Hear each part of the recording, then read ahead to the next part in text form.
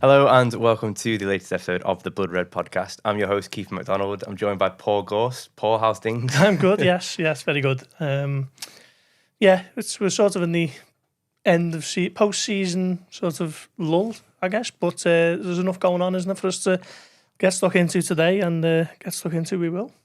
And also joining me is Ian Doyle.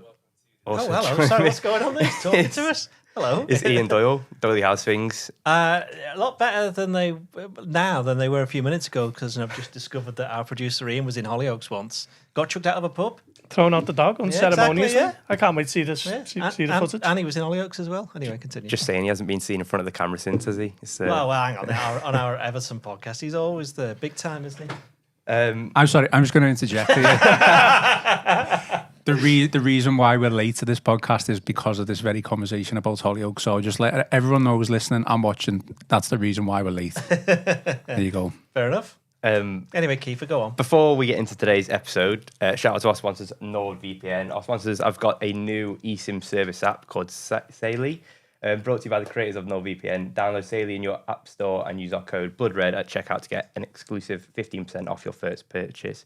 For more information, go to the podcast episode description box. You'll notice I didn't do my normal Nord celebration because I did not want to put you off. No, I think it's too long to do as well for that, isn't it? We're not celebrating yet. But, Gorsty, we'll get straight into it then. As you say, kind of caught between the end of one season and maybe the beginning of things taking place with the pre-season and whatnot, but there's still plenty going on at Liverpool at the moment. Florian Wirtz, the kind of the name on everyone's lips at the moment. You wrote today that Liverpool had a bid worth up to £109 million rejected. Can we just get the latest on kind of where that pursuit is at and how it's looking? I mean, Liverpool are determined not to sort of walk away from it. It is a player who they really want to bring in, as evidenced by the fact that they're going to absolutely smash the transfer record for him, whatever's accepted in the end. So, Liverpool quite relaxed about it, by all accounts. Leverkusen, the same on the other end. I think there's a good relationship there between the clubs, which is always good for this type of stuff. A lot of it was established during the negotiations for Jeremie Frimpong, which were pretty much smoothed over by the fact that there was a release clause there, so you don't have to do too much negotiating or too much haggling either way. But yeah, Liverpool remain in talks. I don't think there's any suggestion that this is going to be a bit like Romeo Lavia 2 years ago, where Liverpool wouldn't go to a certain amount. It was a 50 million, and then Chelsea managed to sort of steal in and pay the fee and take the player. I think this is very much Liverpool have won the race ahead of Man City, who dropped out, I guess, and Bayern Munich. And now it's just a case of figuring out the magic number that both clubs will agree on. So, by all accounts, Leverkusen holding out for around about £125 million. We hear a lot of talk of euros and all that sort of stuff, but in terms of pounds, Liverpool bid 109 million. Leverkusen looking for closer to 125, so there might be some middle ground to be found, but not at the moment. But it is only the 2nd of June.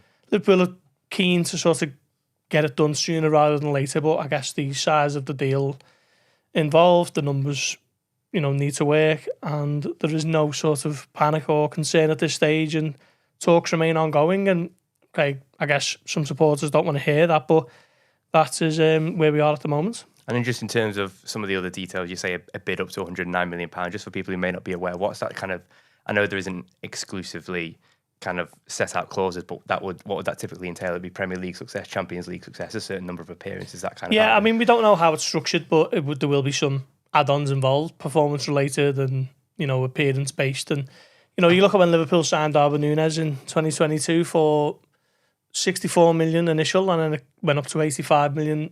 A lot of it was based around appearances. Some of it was based around things like winning the Champions League, winning the Premier League, and obviously Núñez has done that, hasn't he, this season? So, we're not sure how much Liverpool have ended up paying for Darwin Núñez, but I imagine it might be a similar thing with Florian Wirtz. There will be, a certain amount paid up front, and then a lot of it will be based around these add-ons, and it's just a case of how is all, the specifics of that, how it's going to work for Liverpool, how it's going to work for Leverkusen, and that is where we are at the moment. So, negotiations go on, but it is only very early doors, isn't it? The 2nd of June, the transfer window only opened yesterday for 10 days, and then it closes again for a week, which I'm not really sure why they've done that. But, it's where we are. I don't think there's any suggestion that the deal's going to collapse or anything. And I still expect Florian Wirtz to sign, and he will be a Liverpool player, all being well. So, yeah, let's wait and see. And Doyle, how big of a statement would that be for Liverpool? Obviously, they've just won the Premier League. You know, they had a real good effort in the Champions League, lost to the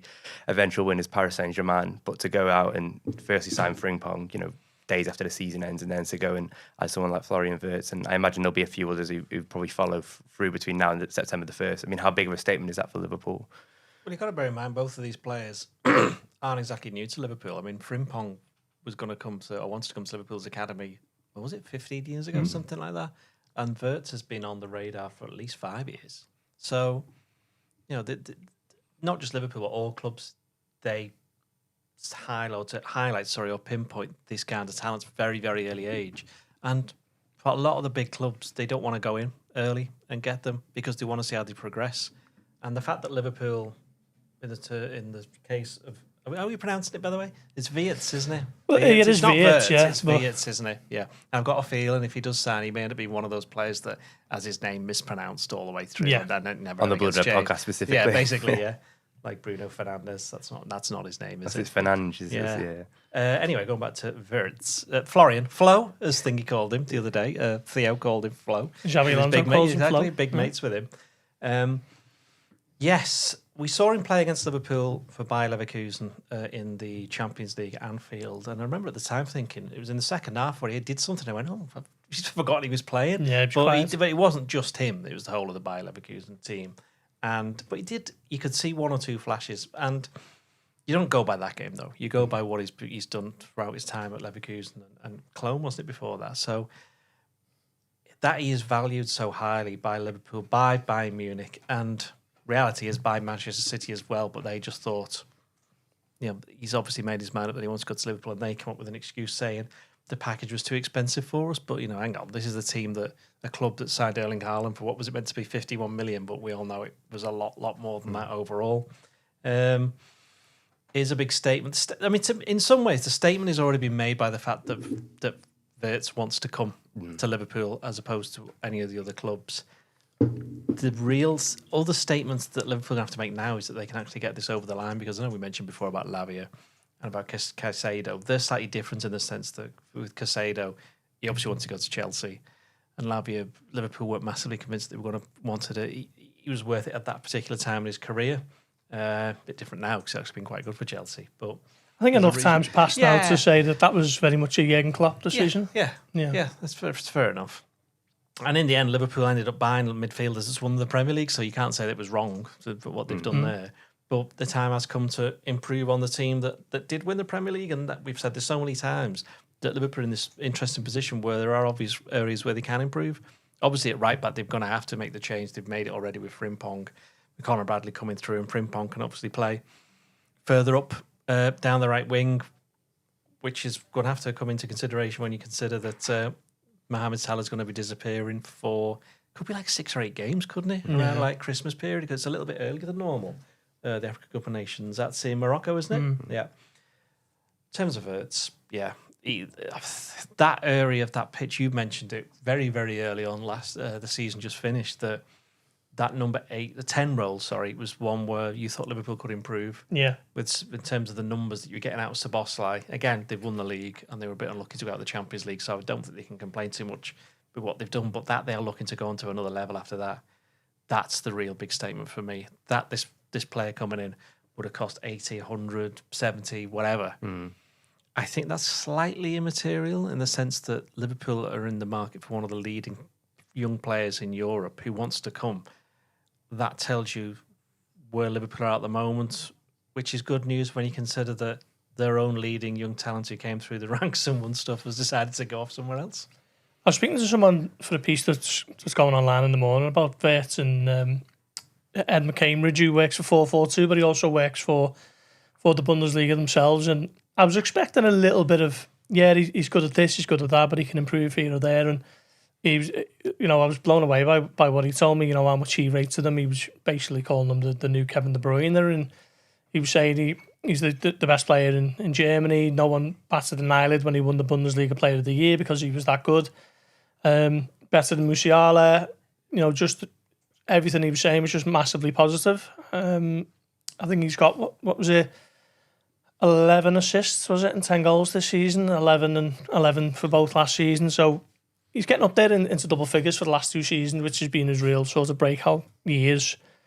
A lot of the credit went to Xabi Alonso for being able to sort of coach him into a position where he's viewed as being a world-class young attacking midfielder. He's only 22 years of age, so he's got, you know, his best years ahead of him. And yeah, I think it's just a really exciting signing. And, you know, Liverpool will be fitting him in where he feels most comfortably, which we think is going to be in the sort of number 10 role, and maybe Szoboszlai will play a little bit deeper. But yeah, it's just a transfer that's going to be really exciting if they can reach an agreement with Leverkusen, which, like I say, I think will happen at some stage, and he will join. Also, I don't think this is a transfer saga, by the way. It's only been about 10 days since Liverpool made the first concrete move, and in the old days when I was a lad, like 30, sagas were going for months. They're literally going for months. Right? This isn't one, or at least it isn't one yet. So I don't think Liverpool fans, you know, you see them on social media because of the way things are now, where everything's just so concentrated into. There's been no update for 2 hours. What's going on? What are they doing? It's probably like they've gone to the toilet or something. You know what I mean? It could be something like they're having the dinner. You know, you know, so that kind of thing. That's not how these things work, especially when Liverpool have got quite a lot of other things going on. We meant, you know, Kelleher looks like he's going to Brentford. The deal's been agreed there. Mentioned Frimpong. There was a deal with Trent going the 10, and not to mention international duty for Wirtz. Well, I think the player side of it seems to be sorted, so that's not the issue. It's just dealing with and the just club getting now. on with celebrating winning the league. Like, and don't forget, Leverkusen having to do their own things as well. They've just had to sell. You know, they've got a new manager as well. Exactly. So they've lost Jonathan Sarr to Bayern Munich. They're trying to get Mark Flecken from. There's a lot going on, and we're only 2 days into the transfer window, so I wouldn't be getting anywhere near worried yet. Because obviously he doesn't want to go to Bayern Munich. Man City are out of it. Some people are going, oh, what about Real Madrid, Xabi Alonso, all this, that, and the other. But I think they need to clear out a few attacking players. So far down the line now that the interesting thing for me is quite clearly Liverpool, FSG have said there's that amount to spend, and I wonder whether or not Richard Hughes has to go back and say, come on, can you give us another little bit just so I can get this one over the line? And Liverpool got nearly 10 million access to £10 million they probably weren't expecting from the Trent thing. So I can't see there being too much problem. Maybe that's part of the reason why Kelleher has been gone so early as well. Maybe it's just. Although what I would say on that is that it's extremely fair to Kelleher that it's been done so early. So he's obviously wanted to go, and Liverpool, the first available opportunity, have said, "There you go, this is it. We're not going to massively price you out." Because I think a lot of people thought, well, he is worth at least double that, but unfortunately, he's heading towards he would have been heading towards the last 12 months of his contract, so his value is obviously diminished. And also, you got to think Liverpool signed a replacement, haven't they, already? So they don't need to haggle for a fee in that regard. Yeah, that's kind of counted against them a little bit, hasn't it? Yeah. So I think overall, you know, that's fair enough for Kelleher. Although to be fair, I'm surprised not more clubs are in for it. Maybe they are, and that's why the price might go up. Just before we go on to Kelleher, sorry to interject, Gorsty. Well, just to finish on Wirtz, I just wanted to say it's also, you know, when Liverpool won the league 5 years ago, obviously because everything happened with COVID, you know, a lot of people maybe viewed that they missed out on that chance to strengthen from a position of strength because, you know, the kind of football landscape was so uncertain. But to see Liverpool, as you say, be so proactive, Gorsty, it's you know, already planning about 21. Yeah. You know, they're not kind of resting on the laurels. I think 5 years ago, Liverpool, or rather the owners, were massively concerned of an upcoming season without match day revenue. Entire season played behind closed doors. There was still so much uncertainty in the summer of 2020 of what was going to happen. How long would it be behind closed doors? How long would there be sort of tap turned off in terms of that area of the club in terms of earnings and stuff? So I think it was very much a less is more approach. And I think if you went across the Premier League, I think a lot of clubs were thinking that way as well, sort of cutting their cloth accordingly. But this year is very different, isn't it? You know, Liverpool head into the summer as champions, but with a number of areas that can be improved on and a number of issues that need to be resolved. So yeah, I think it's massively exciting to see what's already been done, what will happen, and just, you know, you're looking at Frimpong now. Liverpool have just triggered his 29.5 million release clause. I know it doesn't necessarily work like this, but they've got the best part of 11 million for Trent, haven't they, with the fee and then the month's worth of wages saved, and then the selling Kelleher for 18. So that essentially covers the fee for Frimpong. So, you're looking at it, and Liverpool are almost heading into a summer with a clean slate, I guess, in terms of what can be spent. And it's going to be a really exciting one, I think. Of course, we got a question here from Rex the dog. He says, according to Sky Germany, Bayer Leverkusen... give me his accent. Woof. According to Sky Germany, Bayer Leverkusen are interested in including Harvey Elliott or Gerard Quansah as part of the deal. Something you wrote in your piece before is kind of at the minute, player swaps aren't. Yeah, our understanding is that is not necessarily being discussed at the moment. It is very much just about establishing a fee for Florian Wirtz. And I think once you start including players like Harvey Elliott and Gerard Quansah, I think that's when you're massively in the territory of reducing the fee that you're paying, because those players are worth, X amount of money. Certainly in the case of Elliott, similar age to Florian Wirtz, all the numbers that he's accrued at Liverpool, the appearances and goals and assists and whatever else, he's worth, £40 million? So if he's being included in the deal, Liverpool certainly are not going to pay 100 million upwards in terms of actual money. So, yeah, at the moment it is very much just about establishing a fee. And that is where we are at the moment. Do you know the last deal that Liverpool did that involved a player swap? Oh, God. You can tell you've not read my stuff, by the way. Go on. What year are we talking? It's before FSG, 2010. Paul Gorst went to Fulham plus some money along with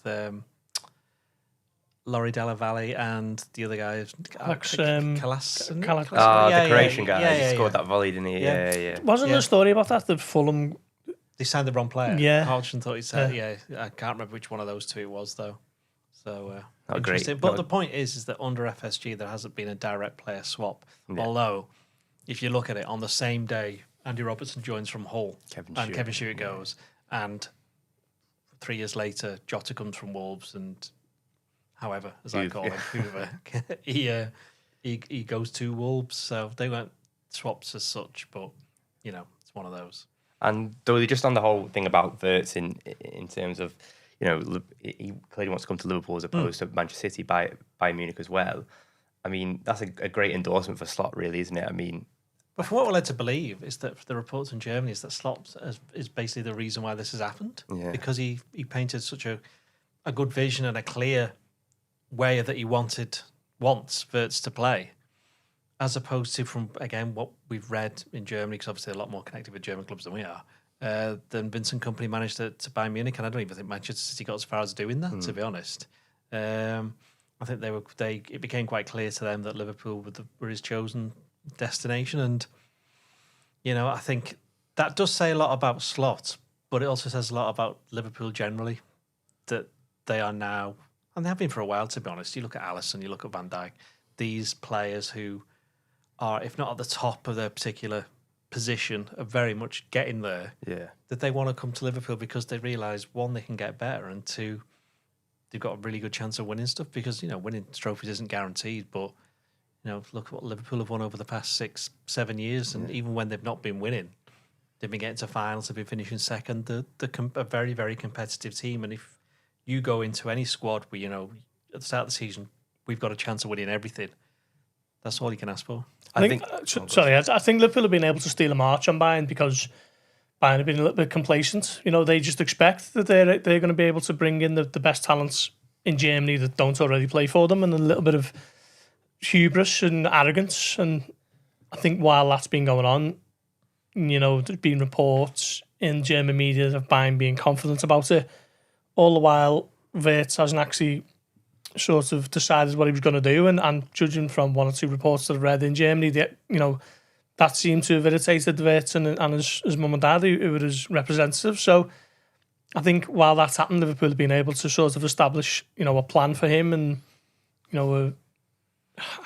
I guess he didn't necessarily want to have to compete with Jamal Musiala for a place in his favoured position, and wasn't totally convinced with the plan that Vincent Kompany had outlined for him, like Doyle mentioned, where the Slot, being the very detail-oriented coach that he is, has been able to tell them, this is where we're going to play you and this is what we see you doing. So it seems as though the pitch has been a lot more exciting, and that ultimately is what has made Liverpool get to the front of the queue now and press on with trying to sign him. I mean, I remember you wrote something a few weeks ago before this actually, and you said, even if you go back to like 2014 and stuff, Gerrard was the guy who kind of had to pitch himself for transfers and stuff. You talked about Tony Cruz when Rodgers kind of said to him, have a word. Yeah.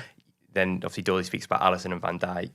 Was Liverpool kind of on the upward trajectory, but he still felt like a lot of people wanted to play for Klopp rather than Liverpool, but Klopp was a huge factor. Yeah. When you lose such a figure and a personality like that for someone like Slot, who's the complete polar opposite, but to almost still have that same attraction, but in a different way, I think that's bodes well, doesn't it? Yeah, definitely. I think you've only got to see what the Liverpool players have been saying across this season to realise how highly rated he is inside the dressing room with his attention to detail, his no-nonsense approach, really. He's quite forthright, isn't he? He's difficult to get under the skin of from a journalist perspective. I haven't seen anything where he's reacted, sort of untoward or over the top or anything like that. He's been very cool and calm whenever we've dealt with him.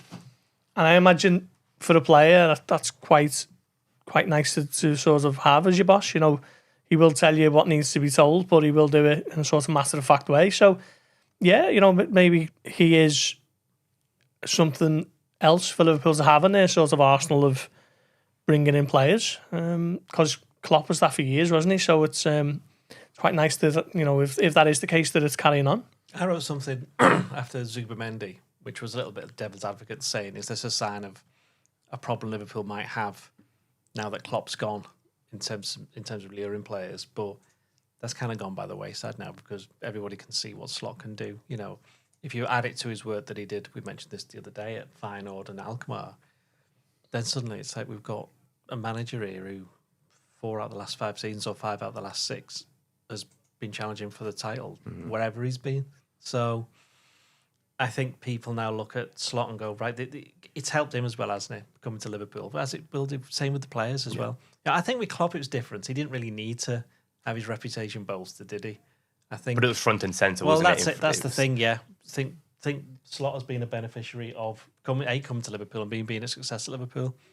And it'll be interesting to see how that now plays out with potentially other signings going forward if Liverpool keep on winning stuff under him. And I also think as well that the scenes of the last few weeks would be quite useful for anyone who might be being targeted by Liverpool. You look and you see this is what being a success of the club looks like with the scenes after Tottenham, the scenes after the Palace game and then the parade. It was extraordinary, wasn't it, really? All of it rolled into one when you look at it, and who wouldn't want to, experience that if you're a player? And it's something Frimpong himself touched on when he got asked about it by the club when he signed on Friday, and something Ibu Konate said to us after the Palace game. He was just in awe of how amazing the day was with he was going on about the fireworks for the trophy lift and all that sort of stuff. And okay, Liverpool aren't necessarily unique for that sort of stuff, but you can't help but be impressed if you're a player who Liverpool are looking at and you're seeing this on your telly or whatever, and you think, yeah, I wouldn't mind being a part of that. I think what it did do was underline, because obviously, as you just mentioned then, when any team wins something, it's a big deal and they'll celebrate it in that way, but it underlined the size of the club and what you'd be buying into by going to Liverpool, because it's very rare that you get a player who joins Liverpool and then leaves and goes, I really wish I hadn't joined. Very, very few. Yeah, even the ones who aren't a success, they always gravitate back. That's their chosen club. You see with the Legends games every year, exactly, even players who haven't contributed hugely. What I would say on that, there's probably Liverpool, Man United to a lesser degree. Sorry, Everton, I think, because they haven't had the success, but once Everton touch you all that kind of stuff. So there's that. In terms of, haven't I? yeah. in terms of outgoings, then we'll go back onto Kelleher. Doyle, you touched on it at the top. You said you were surprised that more clubs weren't in for him. Oh, I thought clubs are in for him, but I'm surprised that I think Kelleher didn't fancy waiting around, which is fair enough. I mean, you look at Aston Villa, Martinez might be going, but even Chelsea. The amount of goalkeepers they've got. Bournemouth, West Ham, Leeds. Yeah. Don't knock it over. Safe pair of hands. Yeah, you get yourself off to Brentford. I think this is just me speaking. Not heard anything in this regard, but if another club came in for Kelleher in the next day, I wouldn't be surprised, although we're led to believe he's had his medical at Brentford, so I just, That happened with Archie Gray last year. He had gone through kind of near enough all the paperwork, and then Spurs came in. Where was he going? To Brentford. Oh, okay. So, I mean, I'm sure they'll be getting it done extra quick. Yeah. No I fax think machines. what in Brentford's favour is they quite clearly wanted him for a while out, and obviously they need a goalkeeper, and they're a Premier League team who aren't going to be relegated or anything I like think that. it's a really good move for him in that regard. Good, yeah, he'll play every week. He's had an upwardly mobile team who are ambitious and have established themselves as a real proper Premier League club, haven't they? Very likeable outfit, great manager there, and Thomas Frank. Well, the thing is, Thomas Frank might end up, that's another thing. But then, are you signing a player for the manager, or are you going for the manager, or are you going for the club? Brentford struck me as a club who got everything in place rather than the manager. Yeah. And it'd be quite easy for Liverpool to say, we believe its initial 12.5 rising to 18. That feels a little bit below Kelleher's true value. It'd be easy for Liverpool to say, well, it's only the beginning of June. Clubs are after, we want the highest bidder to come forward. But I think given the service to Liverpool over the last few years, two-time Carabao Cup winner now, isn't he? And the fact that he desperately wanted to leave this time last year, but was basically told no and didn't rock the boat, and what didn't cause a scene behind the scenes.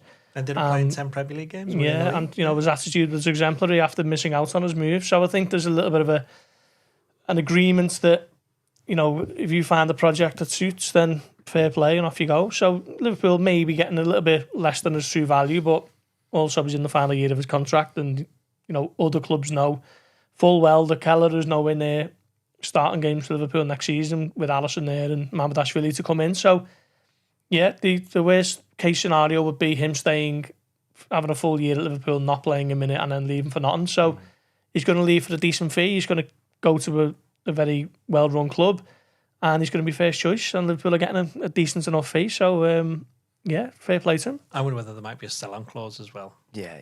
That might get put into it, but I'm sure that'll all come out in the wash should the deal actually be. In terms of the restructuring that Liverpool have done over the last 12 months with the goalkeeping department, you talk about Mamardashvili, obviously signed last summer, coming this summer. Is there any risk with that, do you feel? I mean, it feels like with Kelleher, he's 26 of that age. Alisson's 2 years left on his deal. I mean, is there any way Liverpool could have said, look, we're not going to sign this lad from Valencia? The integration kind of starts now, the phase, or is it just so hard because Alisson is just so head and shoulders above everyone else? No, I just think it's one of those. Kelleher has done his bit, and he's done his time as a number 2 goalkeeper, so he was going to go at the end of his contract anyway. You know what I mean? So he could have just held on for another year, but I think Liverpool, as Gorst, but then in a year, could they say to him, look, Alisson, he's got 12 months left. We don't know what's going to happen. There's been talk of Saudi interest. That's just, how long do you want to wait? He's waited for so long. Yes, I know, but I'm just saying, obviously Liverpool signed this fella last summer, so the writing was on the wall, wasn't it, for the whole of this season in terms of Kelleher? Yeah. If they maybe hadn't have done that. No, it wouldn't have made any difference. No, I don't think it would have made any difference whatsoever. I think what Liverpool have done is cover themselves for expecting what they thought was going to happen that's happening now. Yeah. I think that's what Liverpool have done. No, I think it's good business. I know Kelleher's held in very high regard, isn't he? And I think a lot of people would be sad to see him go because, I think it's quite hard to recruit a second choice goalkeeper, isn't it? So Liverpool, they're paying big money for someone who's going to come in as a number 2, but eventually he will be first choice further down the line. And he's only 24, to be fair. He's fully established as a Georgian international, playing at a good club in Valencia, and by all accounts is very, self-belief is there that he can become a star at Liverpool. So it's going to be interesting to see him next season in the League Cup games and FA Cup, and if Alisson pulls a hammy again or whatever. So yeah, let's see. I don't think he's going to be coming in properly challenging Alisson for the first choice straight away, but it's going to be interesting to see how he gets on in those games. And I think that obviously the long-term succession plan is now sort of being rolled out, isn't it? After Alisson Becker. If Alisson plays the full 2 years that he's got left, he's 1 year on his contract plus an option for another one. That's the club's option, which Liverpool won't do anyway. That's 9 years. Isn't it? 9 years, isn't it? And that's a long time. That's a long time for a top level goalkeeper to be at the same club. You go back and have a look at. I don't think was Schmeichel at United for 9. I think it was 9 or 10 years. At United, wasn't it? About 91 to about 2000. I think Manuel Neuer, probably the last one. Yeah, off the top of my head. So that's hard going. Buffon at Juventus. And the last 2 years, Alisson's missed 10 Premier League games in each season. So, it would suggest that Mamardashvili is going to get his minutes. And he is, what did you say, he's 24? Yeah. So Alisson's 32 now. Yeah, so he's 2 years younger than Kelleher is now. So if after the 2 years, it gets to that point now and you think, well, he's had 2 years, he'll have played presumably around about 20 to 30 games over those 2 years. He certainly played about probably 10, 11, 12. The opportunity will be there for him because who knows what's going to happen with Alisson in terms of, Saudi Arabia made a bid for him last year.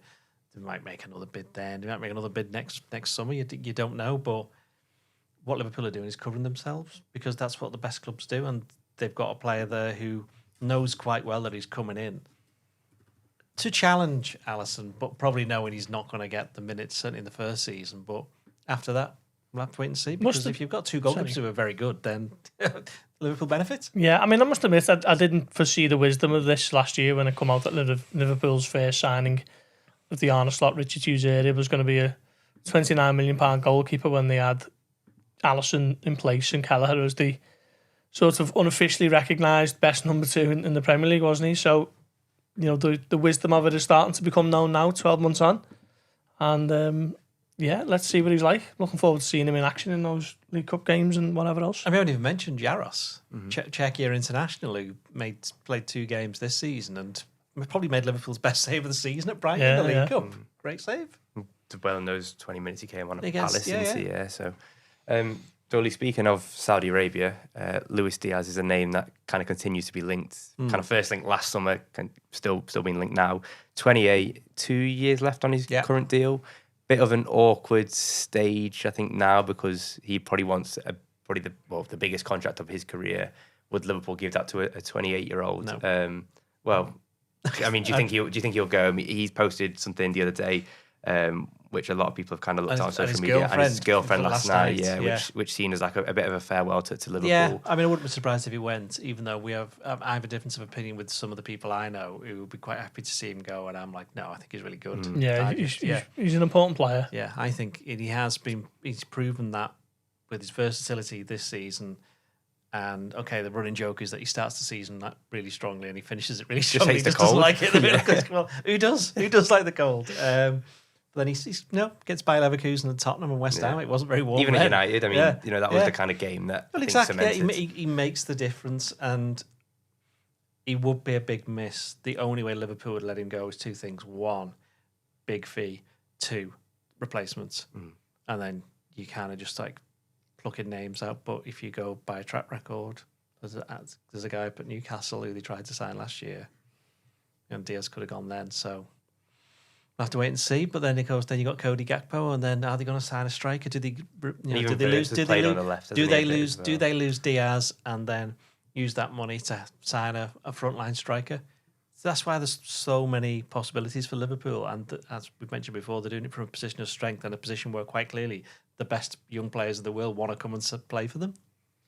I'd be disappointed to see Luis Diaz go, and I was quite heartened by him talking to Telemundo. It was last month, and he said how happy he was at Liverpool and that they would be sitting around to talk about a new contract, and that was where I thought we were at. But these social media messages are a little bit of a grey area, aren't they? And they're being interpreted, particularly his girlfriend's one last night, Sarah Ponce, is it? That she was basically almost a goodbye message, for some people. But weirdly, Diaz gave an interview with club media over the weekend, and he's not going to tell club media that he wants to go and join Barcelona, but he was very firm in his insistence on how happy he is at Liverpool. So I think if he had it his way, I think he would like to sign a new contract on bigger terms and stay for the rest of his 20s and into his 30s. But I guess Liverpool are maybe waiting to see what happens in terms of the Saudi Arabian revolution and stuff. I mean, you look at the money that's been thrown around for Fernandes, £100 million. Not saying it'd be the same as that, but you'd imagine it'd be, maybe 60, 70 million quid. And you're saying Fernandes must be going. There's no way United could spend that much money. Well, even the wages on top of that. I mean, I can't imagine Luis Diaz would be on, one of the top earners at the club, considering. I think if he was 26, it would be an absolute no-brainer. They'd give him a contract and it'd be sorted by now. Right. But I think the fact that he's that awkward age where he is in his peak, he's still got a couple of years left, and If he was a bit older, like he was 30 now, they'd probably let him run down his contract and let him go for nothing. Yeah. If he was a little bit younger, they'd Just give him a new awkward, contract. isn't it? It's just he's in that weird age of 28, which I can't remember being 28, I'll be honest. I certainly haven't played for Liverpool though, so I can't really. Well, as you said before, Doyle, I mean, Slot obviously really liked him, used him a lot last year. Certainly down the middle, preferred him to certainly in the back end of the season to Jota and Nunes. Yes. So I think that speaks kind of volume about him as a player, doesn't it? And but you kind of get the impression that Liverpool could do better than him in that position. Yeah, of course. And he really likes Gakpo on the left. Where I have no problem with Diaz being on the left at all. I mean, I follow Gorsty and say I wouldn't get rid of him, but this is why clubs make, they get paid all the big money to make these tough decisions. And if somebody comes in with a big bid for Diaz, as we mentioned before, as long as Liverpool have got a plan for what they want to do when he's not there, then fair enough. Because don't forget, we haven't even mentioned Chiesa, and he's somebody else who could go. And then you got a couple of options who could have played on the left and down the middle and would have gone. In terms of, just to finish on Diaz, Gorsty, I mean, those kind of first 6 months when he came in, he was just absolutely electric, wasn't he? He ended that 21-22 season. He obviously had Sadio Mane down the middle, Salah on the right, Diaz on the left. I always remember the League Cup finally just toyed with Reece James. And then the back end of 2022, he obviously did his knee at Arsenal and then kind of suffered a relapse into in the camp in Dubai. I always feel like if he hadn't had that injury, what level would he have kicked on to? Yeah, it does feel like he hasn't quite been the same since that injury. It was Thomas Partey, wasn't it, who took him out, and then he had the surgery when he had to basically fly back from Dubai and have it then. Yeah, but I think he's done really well to adapt to a new position this year, leading the line as a centre forward. He's got 17 goals in all competitions, 13 in the Premier League, and some of them are really important goals along the way. So, I've got no real issue about keeping Luis Diaz. I think he's been, I think he's had his best season at Liverpool and he's become an important part of Slot's forward line. It's just a case of what Doyle says, if he's 26, it's a no-brainer in terms of a new contract, but a new deal now would sort of take him to the same age as what Mo Salah is now, and Liverpool, of course, famously reluctant to hand out big contracts to players who are going to be in the 30s when the deal ends. So is he a special case like Salah? No. Or Van Dijk. So I think it's going to be an interesting one. But judging from what he said anyway recently, he's made no bones about the fact that he's really, really happy at the club. It was just maybe the social media messages that have raised a couple of eyebrows, particularly the one last night from his partner. Absolutely. And Doyle, obviously, a long transfer window, so I'm not asking you to predict it all, but just in terms of you are about to ask me after Wirtz, I mean, what can we maybe expect in terms of not necessarily names but positions? I mean, I've asked you this a couple of times this year, more than a couple actually, but just in terms of positions you'd like to see Liverpool strengthen. So you imagine they get Wirtz through the doors, a left back, a priority. Then I think they'll have to get a forward. Depending if even half the stuff to what we believe might be happening up front. We haven't mentioned Nunes. You're on about an out number 9 kind of thing. Yeah, I think so. And then depending on what happens at centre back, because I think midfield's kind of locked down when they get Wirtz in. I don't think Endo's pushing to go. Is he mentioned? Did an interview after the end of the season, so I think he'll still be there. Would you not get someone to kind of rival Grab and Birch? Well, that's the boss. They can push back, aren't he? So this is the thing: is that they now do, and Curtis Jones, and they've suddenly got a lot of players there in the middle. Up front, as I say, forward, depending on what happens. Centre back is an interesting one because quite clearly they tried to sign Lenny Yoro last year. They wanted to sign Huijsen this year, which would have given me the pun Huijsen sauce, which is I've got not that going for to work. Which is now not going to happen, unfortunately. So, is there another really good generational young centre back knocking around? If so, Liverpool might try and bid for him, and then he'll probably join Real Madrid again. Yeah, so that might happen. But it clearly shows you that they're looking long term at centre back. And you mentioned before about Mr. Konate, yes, yeah, and he's got a year left on his deal. If you're both betting men, where's Konate playing on September the 2nd? Yeah, I think he'll stay. We spoke to him after the Palace game, and he was saying that a lot of the speculation from the big journalists, read into that what you will. He said not us then. No, certainly not us. He said it's completely fake, and he wasn't even pushed to reveal that. he sort of offered that up on his own. He said, I've got something I want to say regarding that. So that was interesting.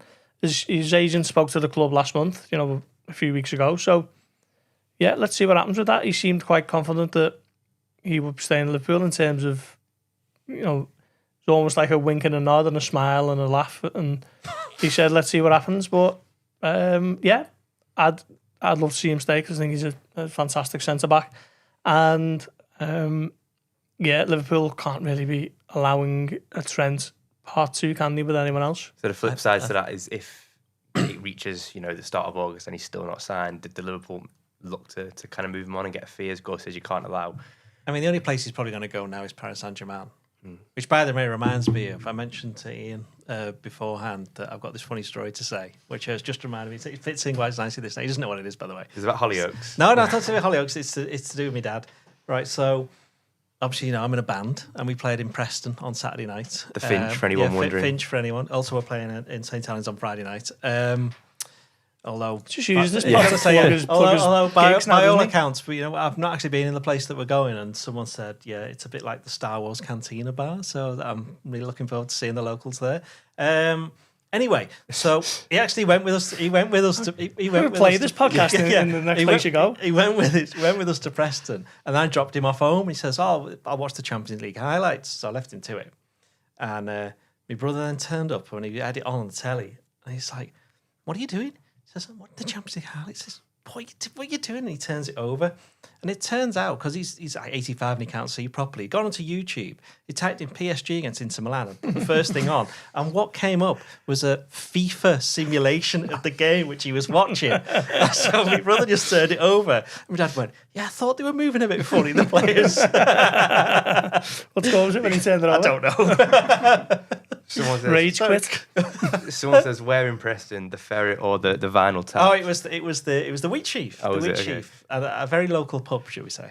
Try and get this podcast back on track. I think we're Local talking pub about for local Canate. people. No, bring it back to Really? PSG. Bring it back to PSG. So obviously they won 5-0 in at least the real real game. I don't game, know yeah. what happened in the FIFA thing. Simeone Inzaghi quit halfway through.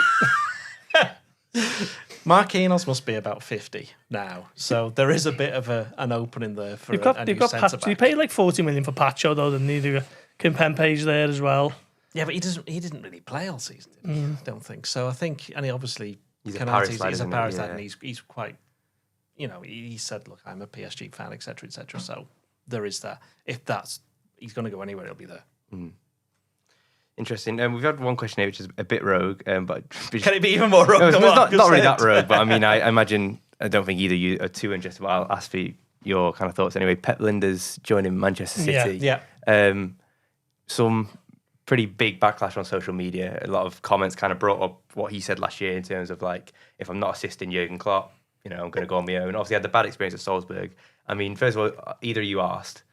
Yeah, bothered. Honestly, we're bothered.